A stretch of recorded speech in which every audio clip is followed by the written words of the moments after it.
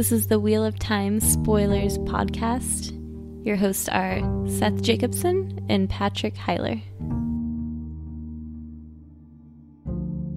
Shelter from the Storm basically is they're hiding with the Tinkers. You know, they've got a bit of a respite here where they can't be found. And I thought it was interesting that it's called Shelter from the Storm, because in this chapter, isn't this where we see Elyas says, no, I just have this feeling that we need to stay with the Tinkers right now. And he talks about this vague feeling and refuses to go anywhere or make any decisions. Yes. Or do anything. And I believe in the following 2 or 3 chapters, it goes on for a second. Yeah, the following chapter is a Nynaeve chapter. And she talks about having a weird feeling, and so does Moraine and Lan. And so, all 4 of these characters connected with the power at the same time are feeling this overwhelming feeling. And Moraine is the only person that really talks about it very much. And she says that it's the Dark One's eye, not on us, but on the world. That's in the next chapter. Elyas mentions it here. And so I saw this as, it says Shelter from the Storm. I mean, there's also, we know that there's a flock of thousands of ravens nearby. I'm trying to think of, there's fades. At least 1. Probably at least 2. They all sense all this activity, I think. Yeah, so I have a slightly different take. Yeah? I think Elyas is getting just a little bit of prophecy going on here. Prophecy? Well, you know, Elyas is tied to the wolf dream. He is. And so, prophecy is probably the wrong word for it. If I could cut you off for 1 second. I kind of wanted to ask, while I was reading this, are all people with the wolf brother talent dreamers? Or they all also have the dreaming talent? They're Is that wolves. part of it? They have the soul of a wolf, and all wolves have access to Tel'aran Riyadh. So that's part of it. So I just wanted to. Yeah. We don't see that many examples of this, and I couldn't actually say for sure that that's always. So I couldn't say for sure that Elyas is definitely a dreamer. He definitely is. He talks about how he thinks it's a dangerous place and he stays away from it for the most part. Gotcha. So he is not an active dreamer, but he's certainly capable of going there. And then the boy, Gnome is his name. Yeah, Perrin thinks about him a lot later. He's in the village of Jara. I think I might have mentioned this to you before, but I see them as gradients of the wolf brother talent. So there's Gnome, the one that totally loses it. There's Elyas, who kind of lives like a wild man. And then there's Perrin on the furthest end of the spectrum, closest to humanity. Yeah, they all make they find their own balance. They find how much of themselves they want to allow to be taken over by the wolf. Yeah. And Gnome is abused, and he wants nothing to do with human society, and so he sort of rejects that he's human at all. Exactly. And he chooses to act and live as a wolf. Right. And once he's freed from a cage, he does much better. He just goes and runs with the wolves, right? Yeah, basically. But more as a wolf, as opposed to Elyas, who is still a human running with the wolves. And then there's Perrin, who's a wolf running with people. Man, I don't know which I'd rather be. They all seem kind of terrible. I like the Elyas route. I think that's still be human, but have my friends and do my own thing on my own time, and still be in control of myself, but be a bit of a loner. Part of me almost wants the gnome route. Just forget everything and just be a wolf, a part of nature. Yeah, live in the moment. Seems simple and easy. Yeah, I want more than that. The part of me that's complicated and not a wolf wants more than that. The part of me that is a wolf is like, yeah, I want to go curl up and hunt. And yeah, simple. Get up, move, eat. I mean, isn't that sort of the appeal of the trail? Yeah. There's beauty in the simplicity. When you feel like you're accomplishing something, but all you're really doing is not quitting. And you're physically moving yourself from one place to another. Sure, but it sort of becomes routine, and then you find just things to put around it. Like, you just wake up when the sun rises approximately. You just get used to that. and eat, drink coffee if you're me, walk for a while, eat, drink coffee, walk. Have a conversation maybe. Yeah. You know, smoke a cigarette, stop, read my book for a while. I felt a little bit of that on like bike camping trips. I think I did a 10-day trip, and it was similar. Yeah, I could see that. It almost feels like riding becomes, I don't know, like working. I'm not sure how else to describe it. It's like you go there and you're doing it, but after you've done this job for long enough, you don't really need to think about what you're doing so much. So you can, like, you're having conversations with your coworkers. You're like freaking reading Reddit, or you know, you're like only a little bit of your mind is there, or none of it. Yeah. And you're totally free to whatever else. It's like when you're commuting to work and you get there and you're like, wait, does that make any sense? Did I drive this way? Right. Yeah, that sort of mindset. We just fell down the rabbit hole again. Yeah. The wolf den. Oh, so I just wonder if perhaps, I think what started this all is if Elyas, this feeling is somewhat linked to his, just in Tel'aran'rhiod, we're constantly getting sort of flashes of the future and feelings of the future from all our characters. Egwene, Raen, Perrin, they all get flashes of, I call them prophecy dreams, but they're all basically... All the dreamers. All the dreamers have flashes of the future images in Tel'aran'rhiod. And I have to wonder if maybe Elyas has gotten enough of a feeling from being linked to the dream to know he has to wait for something. Yeah, he's also a warder. True. So there's that. But I feel like the Wolf Brother talent is almost more so reason for him to send something. And what he ends up waiting for is for Perrin's dream. It was a really nice description of Elyas here. That's why you break into it. I figured I'd read. Sure. The strange bearded man in his strange skin clothes was so different from the gentle Tuatha'an that he stood out wherever he went among the wagons. Even from across the camp, there was no mistaking Elyas for one of the people, and not just because of his clothes. Elyas moved with the lazy grace of a wolf, only emphasized by his skins and fur and his fur hat, radiating danger as naturally as a fire radiated heat, and the contrast with the traveling people was sharp. And I like that because, it tells us a good amount about Elyas, but like, how many times have you heard, if you just like deleted Elyas and inserted Lan, that would suit perfectly. Yeah. And I sort of saw that as a description of him as a dangerous warder, even more so than, and his skins and his wild, unkempt appearance was more of the almost camouflage. Wolfness has been represented. Sure. But this is describing how dangerous he is, and it goes on to describe how opposite the Tuatha'an seem. They just seem harmless. Perrin describes them as looking like they're going to start dancing at any moment, basically.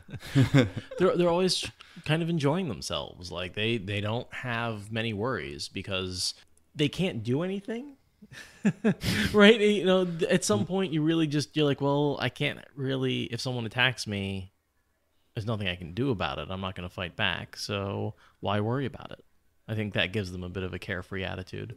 Yeah, I think for the most part, the violence and danger are really hardly part of their existence. They live like kind of away from large groups of people, and their culture is very the extreme end of peaceful. They're doing their best to enjoy life and look for the song and party. Yeah, basically travel. They sure do a lot of that. Yeah, they definitely do. They know how to dance. I really like this quote about Elyas and the Tuatha'an. Elyas was certainly no more comfortable with their way of the leaf than they were with him. His mouth wore a permanent twist when he was around the Tuatha'an. It was not quite condensation, and certainly not contempt, but looked as though he would rather be elsewhere than where he was. Almost anywhere else. Yet whenever Perrin brought up leaving, Elyas made soothing noises about resting. Just for a few days.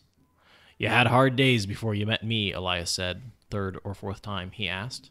And you'll have harder still ahead, with Trollocs and halfmen after you, and Aes Sedai for friends. two things I want to talk about there is both his sort of attitude towards the Tuatha'an and how he does. It's not like contempt and condensation, but he's just uncomfortable to be around. And maybe he just really doesn't understand them. And maybe you're not comfortable with something you don't understand. Yeah. It's like the one punk rock kid that showed up at a Fish show. Fucking hate all you guys. Or whatever, He's all mad about it, but it's actually not such a bad time. I mean, they're definitely weird about having him there. I have this other thing underlined that was like, I think a little before that. But Perrin had learned that hidden beneath the surface was the wariness of a half-tamed deer, something that lay deep behind the smiles directed at the Emmons fielders, something that wondered if they were safe, something that faded only slightly over the days. So, they're not, the Tuatha'an aren't naive. No, they're not naive. They're just intentionally peaceful. Yeah, and I think the only reason that Elyas is staying with them is to give the Two Rivers folk a chance to rest. Perrin and Egwene, he says, you had hard days before you met me, you'll have harder still. And I think that he realizes, if he doesn't give them a chance to recover, they're going to burn out. And he's waiting for something, but he also, realizes they need a chance to recover. Yeah, that could be. Oh, the next thing I have is related. Don't be in such a bloody hurry to put yourself in Aes Sedai hands, Elyas said. And Perrin responds, what if the Fade finds us? What's to keep them from it if we just sit here waiting? 3 wolves can't hold them off, and the traveling people won't be any help.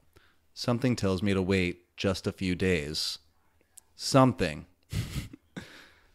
And he's really insistent. Yeah. And that's where I'm trying to, why I keep coming back to this sort of Elyas connection with the world of dreams.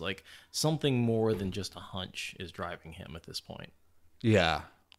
The next thing he says is, relax, lad, take life as it comes. Run when you have to, fight when you must, rest when you can. Yeah, that's a great philosophy. He just changes the subject. Yeah, I think that's maybe it ties in a little bit with what we were just talking about. It's kind of this animal part of him where there's how do I say this? No ambition. Right. It's very reactive. It's not very proactive. He functions. Right. You know what I mean? He doesn't. It's not necessary to have a plan. He's not that type. He's more wolf than he responds. Yeah. Yeah. No, that makes a lot of sense, actually. We don't need to run. We can eat this great vegetarian chili and watch these girls dance all night. It's fantastic. Right. What are you so worried about? Right. You need to rest. You don't have to run. You don't have to fight. Rest. Mm-hmm. So it may be that simple, but there's something else holding him there. He says a little more, but it's all really vague. He says at some point, I don't get feelings like this often, but when I do, I've learned to trust them. They saved my life in the past. This time it's different somehow, but it's important. That's clear. You want to run on, then run on, not me. That's all he would say, no matter how many times Perrin asked. And I think we do find out that the timing's important, because if they'd run earlier, the Ravens would have caught up with them, and if they'd run later, they end up being exactly on time. Right in the middle. I mean, I don't know if that's a thing. Yeah. Oh man, I mean, it does fit perfectly because they do get really lucky with the patterns of birds later. I think that's their next chapter. Yes. And I don't know if it's at the end of this one or the beginning of the next. I think it may be the beginning of the next Perrin chapter where Rain wakes up in the morning, the Mahdi, and walks out of his wagon and just stares at the sky for a long time. And he just suddenly declares, we're changing the way we're traveling today. I don't think it's in this chapter, but I think it may be at the beginning of the next one, because I'm pretty sure it's in the morning. That's when they decide to go. Yeah. Is the Mahdi, but he's basically turning away from the Ravens. Yeah. And that's, I think this was, I don't think we recorded this, but that's when I was asking you, we had a little conversation. I was like, how did Rain know that? Yeah. And we'd spent a long time speculating, but didn't come to any conclusions. Other than just that he's been keeping these people safe for a long time. Could take wild guesses. Yeah. He could be a reformed warder himself. There could be women who can channel hidden amongst the traveling people. Wild guesses. Well, yeah. All right, let's move on. If we were playing darts, I'd be pulling the darts out of the wall. Could be all sorts not of out of the things. board. Those are wild. He just knows somehow. Yeah. Doesn't explain. I have a feeling it's literally just the Dark One is like focused on the world. Yeah. Especially around the boys and people who are near them who are sensitive are feeling that focus. That's a great point. That it's not specific to the anyone. Perspective of like half a dozen people on this. Maybe everyone's feeling it. Yeah. That's sort of what my feeling is it's not just... And those who are more perceptive may be able to point it out or identify it, a little bit better, but I get the feeling that it's... Exactly. But I don't think it's special. I don't think Raen himself has any special ability other than just being aware and paying attention. Yeah. One of the ways I sort of think about it is I think of Elyas as being a bit of an atheist among religious folk. Kind of. Yeah. That he's like just kind of uncomfortable being there because all these people have this pretty intense religion that he just doesn't believe in. Yeah. I mean, is it really a religion? I always kind of viewed it more as, I don't know, just a philosophy. It's definitely a creed. Sure. That. Yeah. No, whatever you want to call it. Like, it's not so much that's what it is. It's that's what Elyas feels. He feels like someone. He feels like someone of a different religion among a group of people. Well, whatever you want to call their belief. Oh, that makes sense. He's someone who follows a different way, a different faith, a different lifestyle. It's not like he's going to stop eating meat. No. It's the first time that occurred to me. If only for that reason. Right. It was the second evening when, for the first time, Perrin saw women dance to some of the slow songs. There was silence except for the drums. A girl in a red dress swayed into the light, loosening her shawl. Strings of beads hung in her hair, and she kicked off her shoes. Her hips undulated as her bare feet shuffled at the beat of the drums. The girl's dark eyes fastened on Perrin, and her smile was slow as her dance. She turned in small circles, smiling over her shoulder at him. And I think this first one might actually be flirtation, but the rest is just the girl's messing with Perrin because he blushes and is bashful about it. They enjoy embarrassing a prude. Yeah, it turns into a game for over the next, I think, a few days this goes on for. Yeah, I want to say it's 3-4 days, something like that. Anyone who was not watching the dancers was probably laughing at him. He was sure of it. And then they're just, because he's turning away and being all goofy, and later Elyas thanks him, I think. He says, oh, yeah. Let's see. Oh, yeah. I have to thank you, Elyas told him. His tone was sober and solemn. It's different with you young fellows, but at my age, it takes more than a fire to warm my bones. Perrin scowled. Beautiful women dancing with not so many clothes on. That's my fetish. I think that's all straight men's fetish. Yeah. It's not a fetish. Portland's famous for it. That's true, although they're shutting them down and replacing them with apartment complexes. Bummer. Yeah. Guys, sometimes groups of guys will come in to my brunch place and like eat and start drinking, and they'll ask me like, what are the best strip clubs around here? They'll be like, we're from Ontario, or we're from whatever. This is a bachelor party. We're just here for beer and strippers. That's what you guys are good at, right? They're like, well, yeah, well, you came to the right place. Yeah. Yes, we are. About 15 blocks down the street. Yeah. There's definitely cut this. Pick a direction, start walking, and I'm there all the time. Yeah. Not all the time. Try to limit it to once a month. Where else in the world are you going to see a dancing girl wearing Converse? Maybe Seattle. Tuathwan caravan? They probably would wear Converse. Yeah, yeah. Nice, simple vegan shoes. You don't think they'd be Nike? They are vegan shoes. Yeah, that would definitely work. Thing, right? They're just rubber and canvas. I don't know. I'm not a shoe expert. Yeah, well, I'm not vegan. Anyway, if we can ever get through this. We're having too good of a time. I know. We're like tangenting all over the place. Tangenting? I don't think I can turn tangent into a verb, but I'm going to try. I mean, I feel like this is a good episode to have some fun on, because that's basically what they're doing, is they're just like relaxing and having fun and dancing and, enjoying themselves. That's true. When they were running, we had a fast-paced episode where we ran through it really quick, and now that they're sort of relaxing and slow, we are just going off on all sorts of tangents.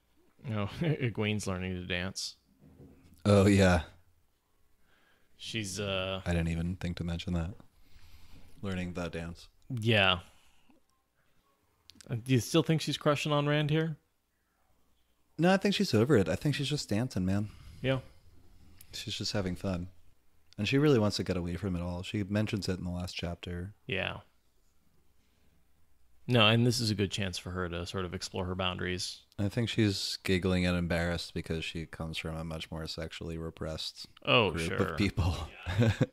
And that's the only reason. Two Rivers is clearly a Protestant style. Pretty much. I mean, the whole holding doors for, the respecting women above all else and not harming women that affects all three of the boys. Yeah, they all freak out about that. Yeah, there's just the whole culture, I think. To us. Even the style of dress. And oh, yeah. That's very reminiscent. Very reminiscent, I was going to say to us in sort of white Protestant America. Yeah, right. That's our culture, right? And it feels like home to us because the Two Rivers sort of in that attitude is most familiar and to our way of life. Yeah, I always sort of thought Robert Jordan probably used that because it seemed the most like home. Mm-hmm. And that's where everybody comes from. And for Jordan, home is the South. Yeah. I can't help but assume that didn't affect his attitude and his way of life. Once I learned where he was from, now I imagine the Two Rivers looks like the Carolinas. Oh yeah, Virginia. he lives between two rivers. If you find where his house is, like it is actually between two different rivers. Like I think he's explicitly said it. That Emmons Field is sort of based around the area where he was living. Some big flat plains, some Rocky Mountains. The kind of the edge of the Appalachians is down there. Yeah, runs through the area. There's a little bit about the dreams that I have here. If there was ever a place for the Dark One to be in his dreams, it was in those, but he was not. No Baal-Zaman, just ordinary nightmares. He was aware of the wolves, though, when he was awake. They kept their distance from the camps and from the caravan on the move, but he always knew where they were. He goes on to talk about how the wolves feel about the dogs, but he's just referencing, again, that the wolves are protecting his dreams now. Yeah, here it says, if the Tuatha'an camp was a source of constant irritation, at least his dreams were normal there. Sometimes he woke up sweating from a dream of Trollocs and Fades storming into the camp, rainbow-colored wagons turning to bonfires from hurled torches, people falling in pools of blood, men and women and children who ran and screamed and died, but made no effort to defend themselves against slashing, scythe-like swords. Night after night he bolted upright in the dark, panting and reaching for his axe before he realized the wagons were not in flames. You just read that? Yeah, I read what comes right after that. Yeah, so I wanted to read that because I honestly think that is a prophecy dream that happens. Do you think it's a prophecy dream? Yeah. Oh, shit. Because all of these, that's exactly what happens to these Tinkers later. But basically when Perrin is organizing the defense of the Two Rivers, he invites them into Emmons Field, and they decline. And they're slaughtered by Trollocs.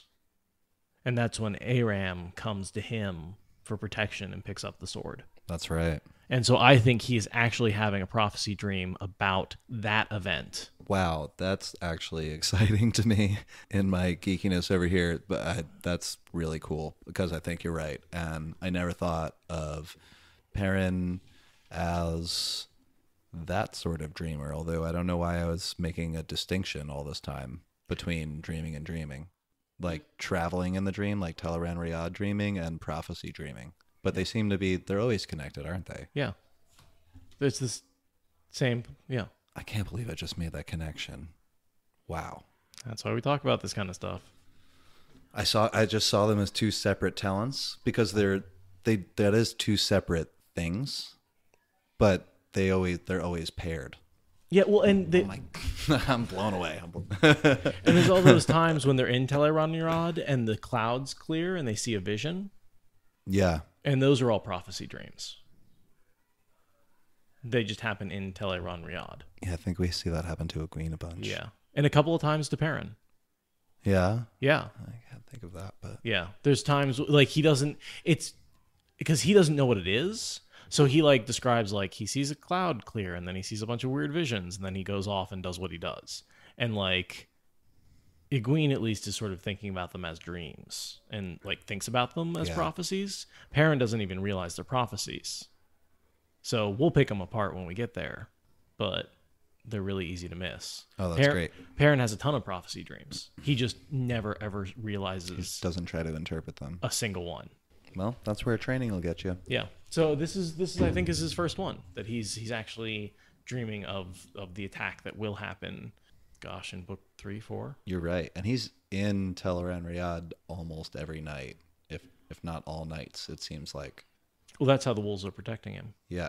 Do you think they're pulling him into it, or is he just falling into it and the wolves just hang out? I think the wolves are in his dreams, right? I think they're capable of going into that space between Teleran Riyadh where the dreams float. And I think we see Hopper push him out of Teleran Riyadh. That's later. Way later, yeah. Yeah, definitely. But I'm just saying, so we know that that's possible. I'm never sure if Hopper pushes him out or scares him enough that he jumps out himself. Yeah, could be. Hopper was a scarred and grizzled fighter, impassive with the knowledge of years, with guile that more than made up for anything of which age may have robbed him. For humans, he cared nothing. But Dapple wished this thing done, and Hopper would wait as she waited, and run as she ran. So that was a nice description of Hopper. We're really getting to know all the wolves now, you know. These are characters. Well, Hopper's a character for a long time. Yeah, Hopper's a major character, and we just see his loyalty, which, you know, he transfers that loyalty over to Perrin. Yeah, and really is a teacher to Perrin. Yeah, totally. A mentor and a guide and all that kind. And he's there, and a protector. He protects him many times from dangers. Yeah. And almost an ambassador to the wolves as well. When Perrin needs help, Hopper helps him. Pass messages. Yeah. More so than Elyas, Hopper becomes Perrin's mentor. Does Dapple want to go with Perrin? Or go with Elyas? I think Dapple stays with Elyas. I think she's hurt by the crows, but I think she and Elyas stay together and rejoin their pack. Because the pack's still all there. Yeah. Elyas is still there. I think Hopper's the only wolf that dies. So I think the other three, Burn's already gone. Yeah, that just makes me think... and I think Dapple and Wind make it back. Perrin and Hopper's relationship is a really kind of important thing. The two other Wolfbrothers that we get to see don't have anything like that. Not that we know of. Yeah, not that we know of. Elyas, maybe. But you also have to imagine that Hopper dies for Perrin. Yeah. That may forge a bit of a bond. That causes Perrin to kill the White Cloaks. Hopper's death. Which is the whole trial that happens in the last 3 books. With the White Cloaks and everything. That all happens because Hopper is killed by the White Cloaks. Yeah, Hopper's such an important character to Perrin. He is a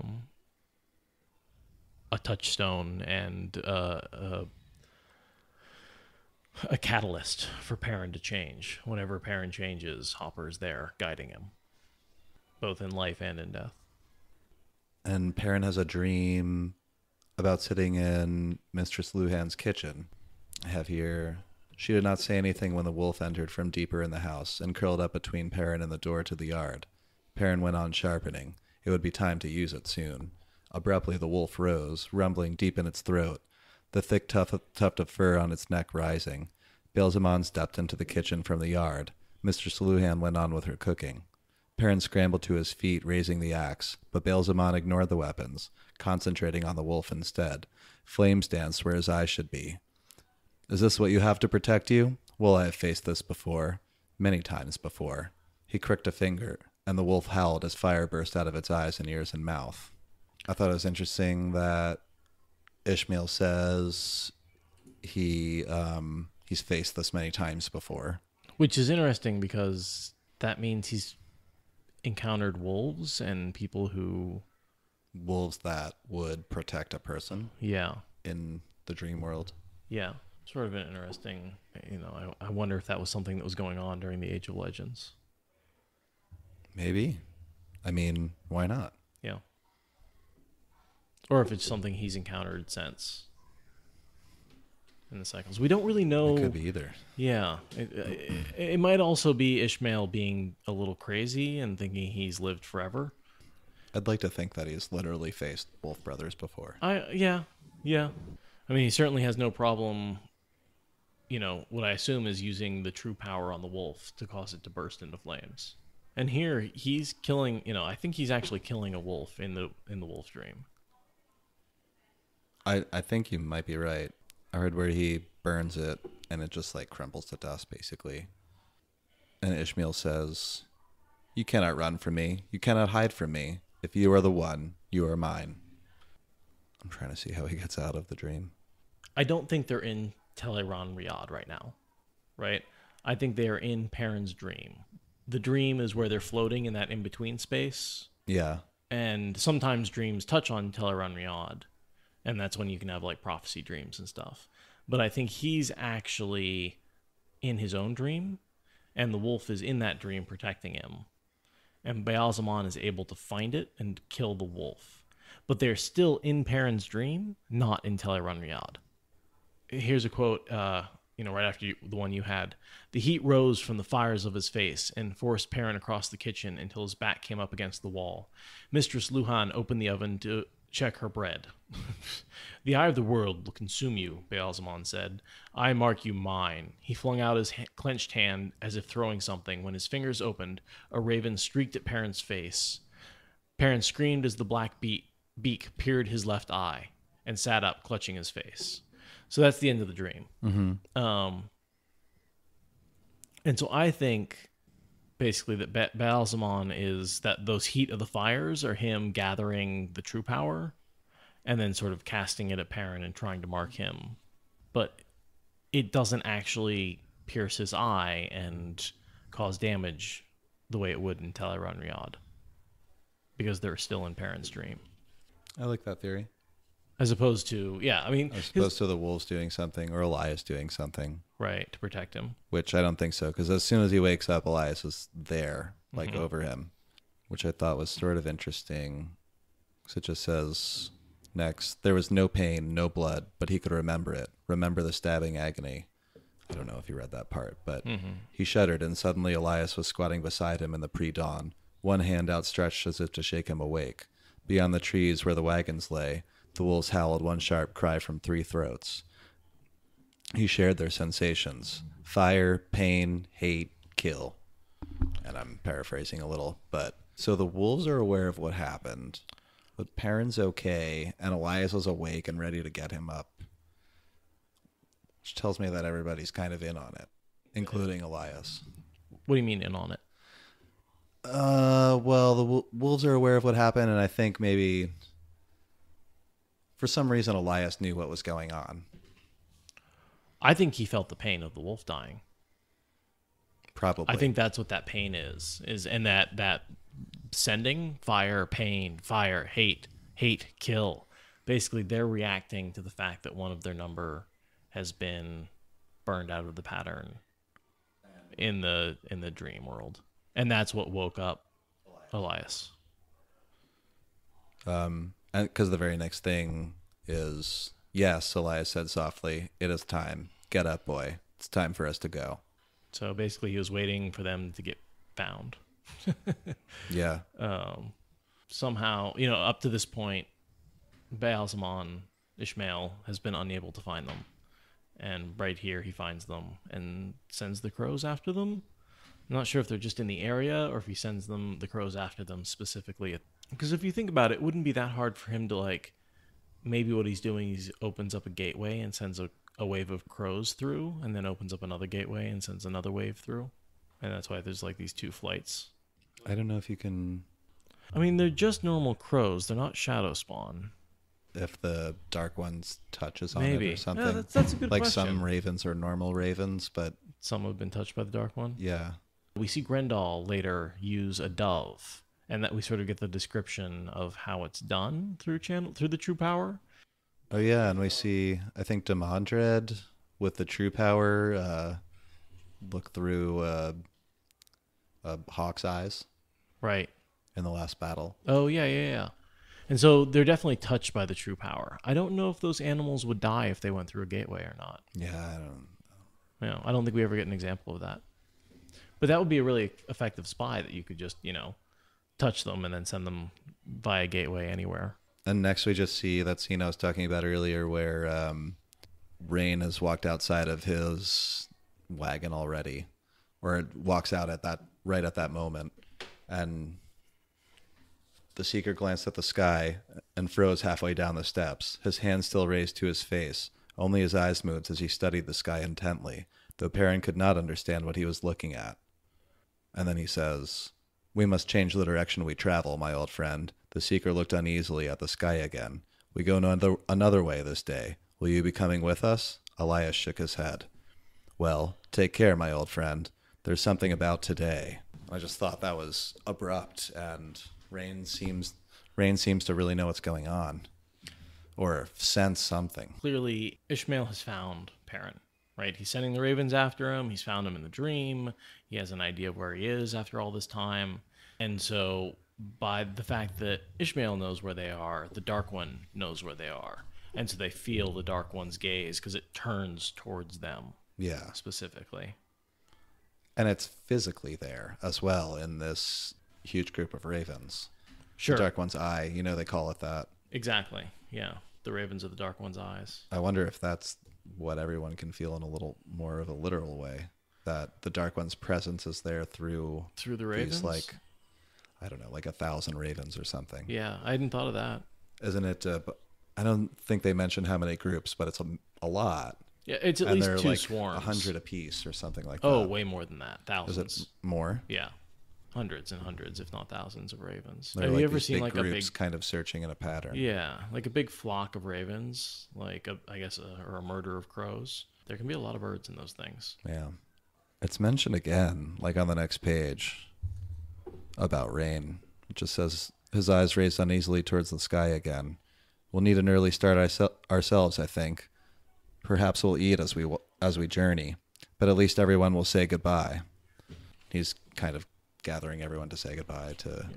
He's clearly uncomfortable with something that's going on. Yeah. I don't think he has any specific power idea. Or anything. Yeah. Or any talent or anything. Rain says later to Elyas, "Truly, my old friend, you must take great care. This day there is wickedness loose in the world, I fear, and whatever you pretend, you are not so wicked that it will not gobble you up." You see Perrin hears the wolves talking about Heartfang, which is their name for the Dark One, I think. And it's pretty much the end of the chapter. There's a little bit of dialogue, a little bit of fun dialogue here. There's a little bit of interaction between Aram and Egwene, where he's trying to convince her to stay, and he gets all pissy when she says no. There's this little part right before that where Perrin's having the thought that he doesn't want to think about his dream, and there's in italics, there's wolf thoughts in his head. That's, I think, for the first time, a direct communication to Perrin. I just wanted to point that out. I don't know how to tell you. Dapplewind and Hopper came to greet Elyas, not frolicking as the dogs had done, but in a dignified meeting of equals. Perrin caught what had passed between them. Fire eyes. pain, heart fang, death, heart fang. Perrin knew what they meant. The Dark One. Yeah, I mean, he hears them earlier right when he wakes up. The fire, pain, death. That's them sending, and here they are again. But yeah, he's hearing them pretty clearly at this point. Later, one of them is saying he hears the wolves or a wolf say, "Not complete. Accept, full heart, full mind. You still struggle. Only complete after you accept." He doesn't fully accept the wolves, and until he does, they cannot prevent Baal-Zaman from finding him at least a little bit. He's not fully accepted the wolf part of himself, and so he can't. He forced the wolves out of his head and blinked in surprise. He had not known he could do that. He determined not to let them back in again. Even in dreams, he was not sure if the thought was his or theirs. And it really does take him a long time to fully let them in, and that's really when he gets his sort of superpowers in Tel'aran'rhiod and the ability to teleport. Like, that is when he fully understands Gnome and fully accepts himself as a wolf. Then and only then can he defeat Slayer. So he's even better or more powerful in Tel'aran'rhiod than Egwene. Oh yeah, definitely. That's because she's more based in the power. Just limited to thinking of the world that way. And the only other thing I have is the funny quote at the end where Egwene makes fun of Perrin. Yeah, really all men. And Egwene says, "Elyas was giving me advice on being a woman," Egwene replied absently. He began laughing, and she gave him a hooded, dangerous look that he failed to see. "Advice? Nobody tells us how to be men. We just are. That," Egwene says, "is probably why you make such a bad job of it." Up ahead, Elyas cackled loudly. I just love that. Like, she just totally tells him. He's like, "Nobody tells us what to do." And she's like, "Yeah, you suck at it. That's why you're so bad at it." And Elyas just like, he laughs inappropriately at a lot of things, but he definitely laughs at this one. Yeah. I mean, it's a really good burn. Totally. I can just picture Elyas. Ooh, burn! Yeah. I was kind of thinking of Kelso yelling burn. That's exactly what I was thinking. I wasn't going to bring it there. And then Burn comes running in. What?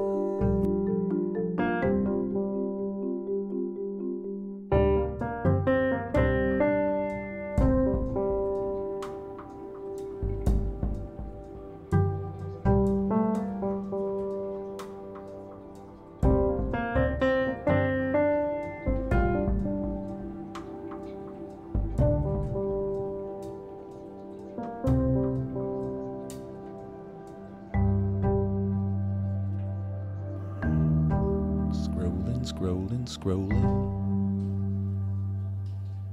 Are you checking handy Reddit? Yeah, I'm gonna see if there's anything in particular that I'd like to comment on. I'm sure we've mentioned before that we're on Reddit a lot, but some of these comment threads we follow pretty closely as well for the corrections. I read everything. I don't respond to everything. Sometimes people say what I don't, and I don't feel the need to say anything.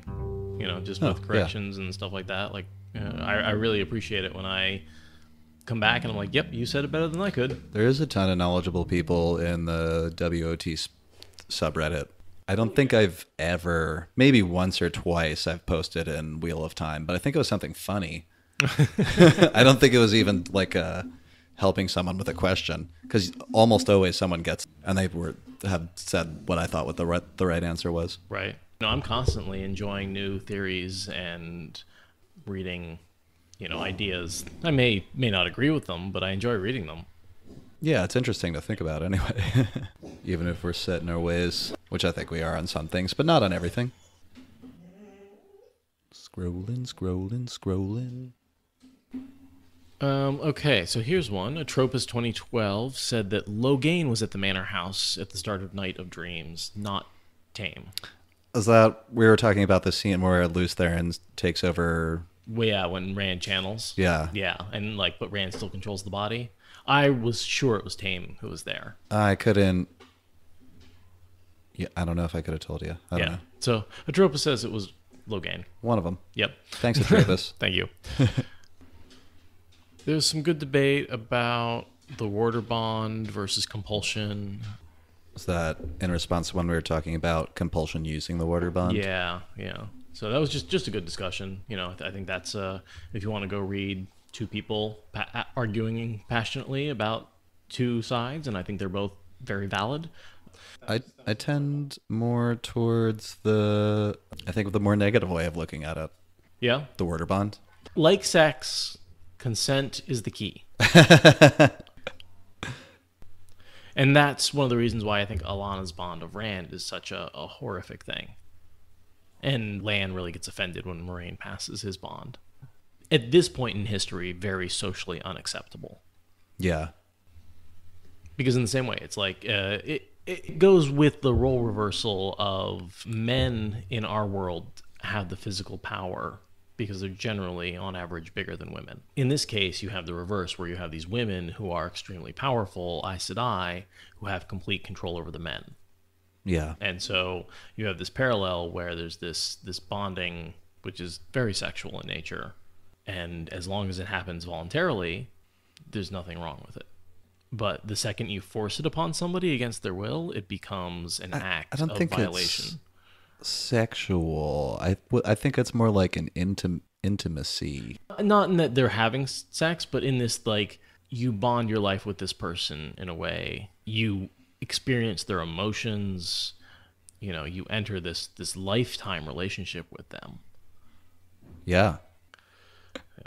Anyway, so that's a nice diversion before we even got started. Yeah, cool. Yeah.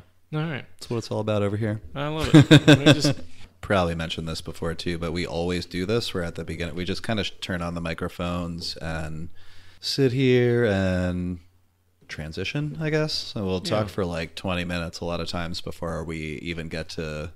We've been doing get to less the actual of that. Books. The last couple of chapters, we've been like, all right, microphones are on. Let's chapter 23. Like, we do a sound check and then go. Today was a little more of a throwback to, I think, some of the earlier episodes when we were still trying to really get warmed up to even having the microphone in our face. Yeah. I was reflecting on that recently. I feel like I do this all the time now. Because I do, I guess. Yeah, I mean, we do it at least once a week. Yeah. Oh, and then just from the last chapter, I got a little bit of feedback.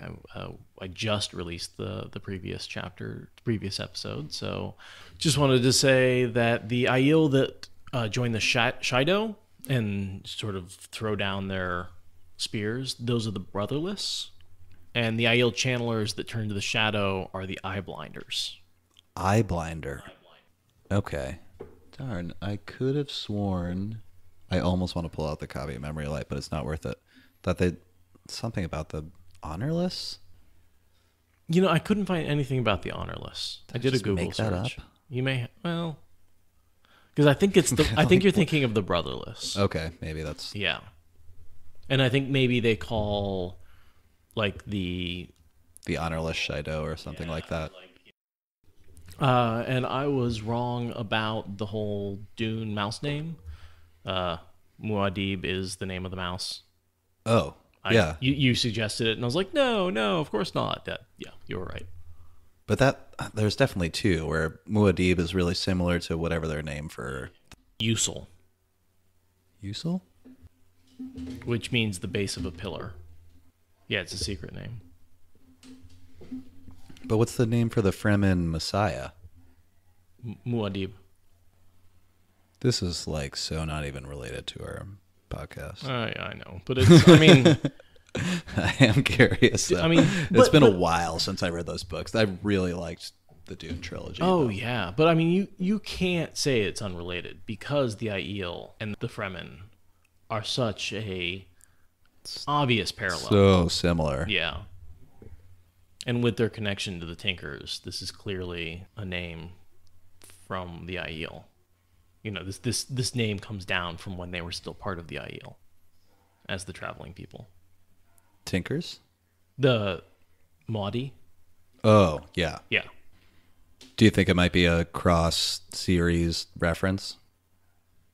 I certainly think so. I mean, they pulled from a lot of the same sources, and Maudie is Arabic for, like, the guided or foretold one. Gotcha. Strange coincidence. I was walking down the street this morning. I go grocery shopping, and I just put my backpack on and walk because it's like 5 blocks to the Safeway. So I just walk up there. And on my way back, I took a slightly different route, and somebody had left out all these nice planters. And in one of the planters was like a hanging plant, kind of like what's above us, just like the, long ivy type round leaf. And there was like a long one with onions, but all these beautiful planters, and this one that had this tiny little stalk. It looks like a baby tree, and it has a leaf that looked just like the trefoil leaf here. That's and I was cool. like, I don't know what that is. It looks a little like baby poison ivy, but it's not shiny. And so I took it home, and now I'm taking care of it. So you found Avendesora, is what Maybe. You're saying? Possibly. Yeah. Okay. A very small cutting. If you cut it down to make a throne, I will hunt you down and kill you. Alter the course of the world.